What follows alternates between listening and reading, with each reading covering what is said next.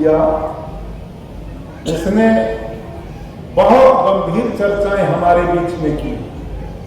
हम सब जितने जिम्मेदार भाई बहन यहाँ पर बैठे हैं, लगभग हम सब गृहस्थ में हैं। हमने समझना पड़ेगा वो छोटी सी बालिका बड़ा मजबूत संदेश हमें दे करके गई। बच्चे नहीं बिगड़े हैं, वो तो अबोध है, वो तो अनजान है, वो तो कुछ भी विचारधारा लेकर के नहीं आए। वो जो कुछ सीख पा रहे हैं वो मेरे और आपसे सीख पा रहे हैं। जंगल में आप बताओ, वो बेटी बोल रही थी अभी हमारे बीच में, सैकड़ों हजारों तरह के पेड़ पौधे जंगल में हैं। बताओ वहां यूरिया कौन डालता है, डीएपी कौन डालता है, जंतुनाशक कौन डालता है, गोबर की खाद कौन डालता है, पानी कौन देने जाता, कोई भी नहीं जाता। सभी बुजुर्गों व सभी बच्चों को मेरा प्रणाम।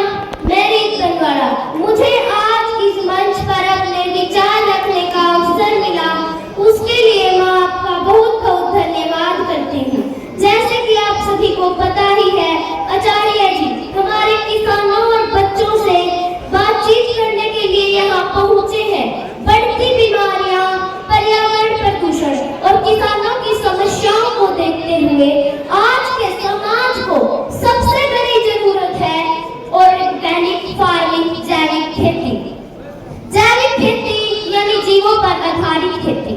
इस प्रकार की खेती में रासायनिक खाद, कीटनाशकों का प्रयोग न करके गोबर, गौमूत्र और जीवाणु खाद का उपयोग किया जाता है। देश में आजादी के समय खेतों में पैदावार कम होने की वजह से अनाज विदेशों से लाया जाता था। जनसंख्या में वृद्धि होने की वजह से अनाज की कमी होने लगी।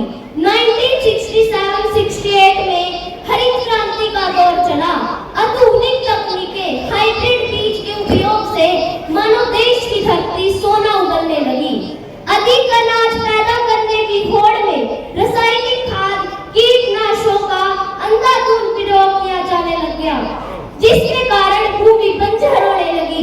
देश के किसानों ने खुला इन्विटेशन दे दिया कैंसर जैसी खतरनाक जानलेवा बीमारियों को।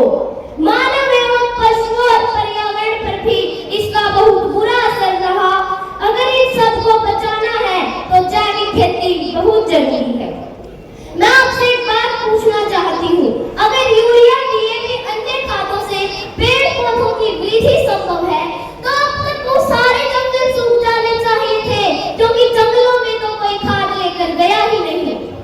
इसका मतलब मिट्टी और प्रकृति में वो सारे तत्व मौजूद हैं जो पेड़ पौधों को चाहिए। जैविक खेती में हमारे किसानों को बहुत से लाभ मिलेंगे। मिट्टी की उपजाऊ शक्ति में वृद्धि होगी, पानी का बचाव होगा, कम लागत ज्यादा मुनाफा होगा, पशुपालन को बढ़ावा मिलेगा। जो लोग सिर्फ पैसा कमाने की होड़ में लगे हुए हैं, अगर आपके बच्चे का स्वास्थ्य ही सही नहीं है तो क्या करोगे उन पैसों का?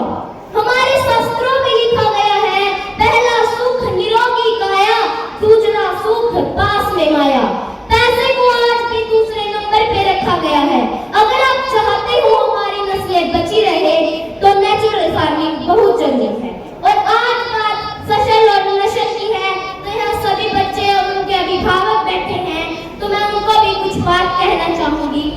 जो बच्चे माँ बाप की डांट सुनकर गलत कदम उठा लेते हैं, जब एक कारीगर भगवान की मूर्ति तराशता है तो उस पे हथौड़े भी चलाता है, उसे धूप में भी रखता है, उसे जमीन पर भी रखता है और उसे पानी में भी रखता है, लेकिन भगवान कभी बुरा नहीं मानते, क्योंकि उनको पता है वो उनका अनादर नहीं बल्कि वो उन्हें पूजनीय बना रहे हैं। यही बात हम सब पर भी लागू होती है।